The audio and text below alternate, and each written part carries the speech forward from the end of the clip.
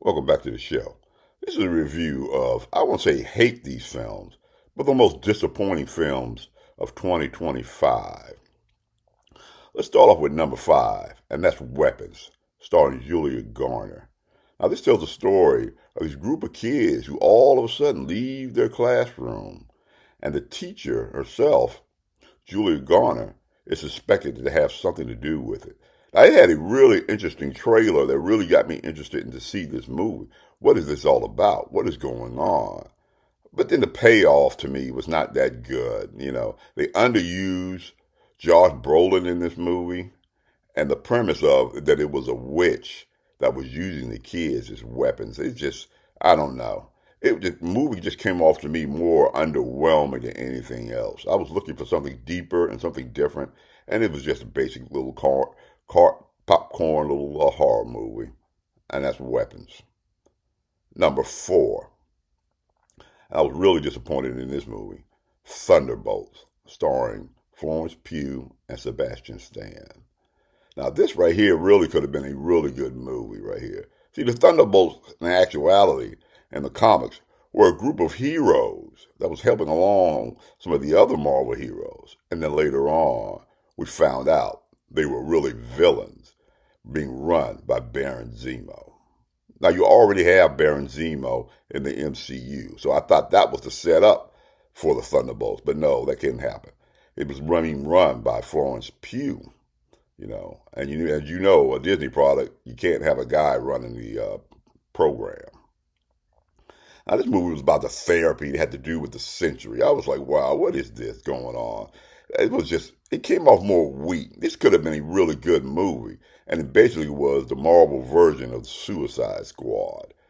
It was just really a disappointing film to me. It was more silly. It could have been action. It could have been serious, you know.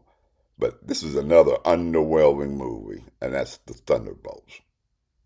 Number three, and I should have known better than this, Mission Impossible. Now, I've seen a couple of the Mission Impossible movies, and they're all this convoluted story that takes, you forever to figure out what's actually even going on. They're more like a set piece action sequences for Tom Cruise. This movie constantly reminded you every 5 minutes what they were going to do. Just before they did it, they remind you. And then just before they did it again, they reminded you just in case you didn't hear it the first time. We heard you the first time. That became really irritating. And it had some other sequences in it that went on for too long, like this underwater sequence that just dragged on forever. And then the airplane sequence at the end of the movie. It had a lot of impossible things that could have happened. I was like, this movie, that's insane. That just kind of just cut the legs out from under in this movie. In actuality, the Mission Impossible movies are like Avatar. They just need to stop. That's Mission Impossible, The Last Reckoning. And number two, and here comes the bad comments, Sinners, starring Michael B. Jordan and Miss Josh Allen herself, Haley Steinfeld. Now, this tells the story of the twin brothers. Now, that was pretty interesting how he was playing the twin brothers. He did that really good. Michael B. Jordan did. How he's setting this club up. They're going to start this club and with this musical groups and everything. And that actually is better than the actual payoff of the movie itself. The vampires just seem to be pulled out of left field. I actually like the first part of the movie even more than the vampire movie. This is not really a bad movie. It's the remake, basically, of From Dusk Till Dawn. And it's not as good as it thinks it is. And that's Sinners. And number one is Superman. And I should have known better about this one also. Directed by James Gunn, starring David Corenswet. Now, this movie already had problems going into it. It was going to be compared to the Henry Cavill Superman. So it already had something going against it. But it turns out to be this movie with Superman who spends the whole time getting his Kryptonian butt handed to him the whole time.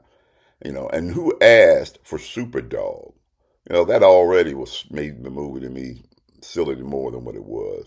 But yeah, he sits the whole movie. He flies here, he gets beat up. He flies over here, he gets beat up again. I was like, wow, is he supposed to be Superman? This is what I heard from a couple of friends of mine. Well, we don't want him to be some overpowering character. Well, guess what? He's Superman. He is overpowering. This movie was really disappointment to me.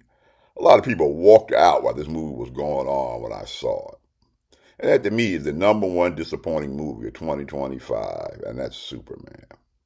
This is KDS Reviews. I remember KDS Reviews is seen every Wednesday and every Sunday. And throughout the week, we're in commentary about the state of Hollywood as far as movie making is. If you like the type of content, then like, subscribe, and share.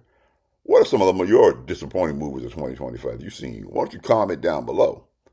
This is KDS Reviews, and I'll see you in the next video.